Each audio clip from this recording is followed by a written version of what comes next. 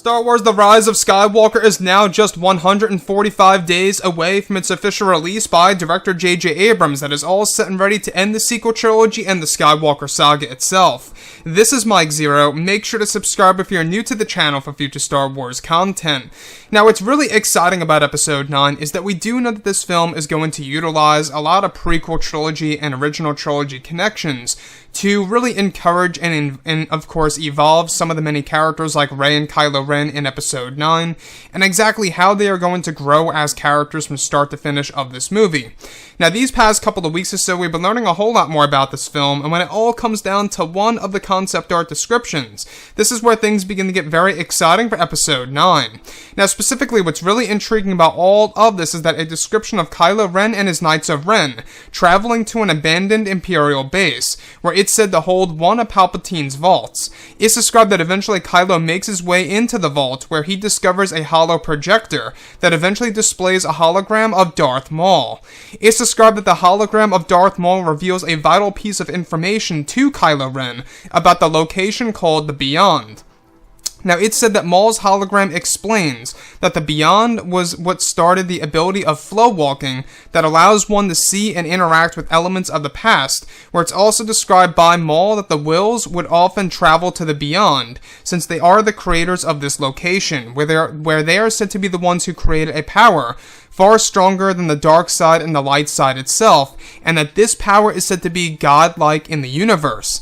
The greater power is described to encourage Kylo to discover the Beyond and its power, and additionally it's said that the Dark Acolyte who will eventually fight Kylo and Rey wields this power as he is fueled by the spirit of Sidious. So let's go over a couple of parts about this, because this is a very interesting side of Star Wars The Rise of Skywalker. Now, in case you guys did not know, Disney, Lucasfilm, JJ and crew, George Lucas, they're using Episode 9 as a foundation to really introduce new types of Star Wars lore, as well as new locations within the Star Wars galaxy that fans have never seen before on the big screen.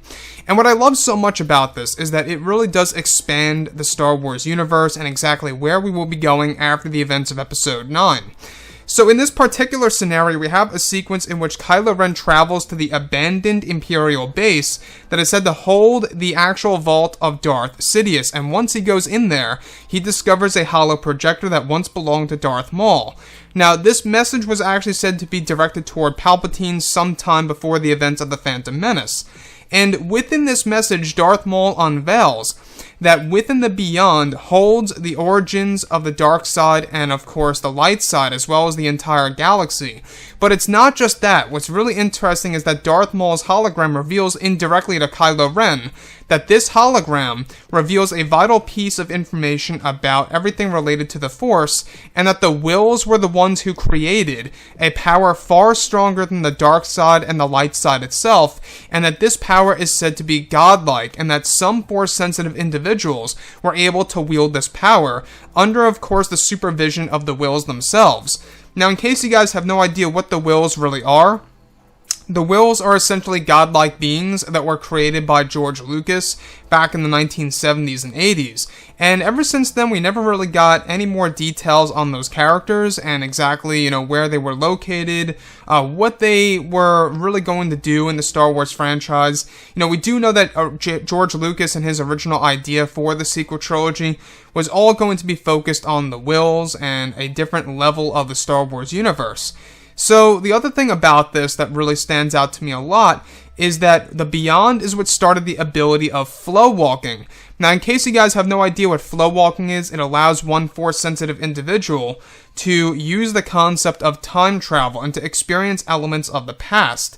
Once again, this is so J.J. Abrams, and this is what J.J. Abrams loves to do in his projects like Fringe and Lost and other, projects that he has worked on in the past as well. So now with The Rise of Skywalker, it seems like he's trying to insert one of his favorite aspects of filmmaking that has all to do with the concept of time travel and characters traveling to different eras of the past.